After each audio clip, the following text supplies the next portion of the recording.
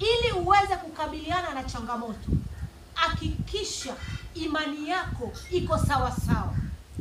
Yaani hakikisha moyoni mwako umemjaza Mungu aliye hai. Umejaza vitu vinavyomhusu Mungu. Vitu vinavyomhusu Mungu ni pamoja na neno la Mungu. Vitu vinavyomhusu Mungu ni pamoja na kuomba.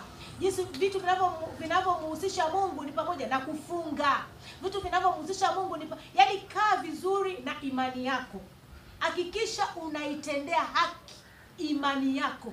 Hata ukipatwa na changamoto ya aina yoyote, nakwambia hivi, changamoto kinakutana na kwenye moyo huyo mwanamke, ni kitu kilichojaa moyoni mwake ambao ni imani yako. Sisi Wakristo tunaambiwa hivi kwenye Biblia, moyoni mwako lijae neno.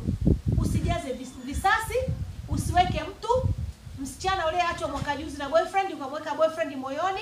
Mama wewe uliyeachika na mumeo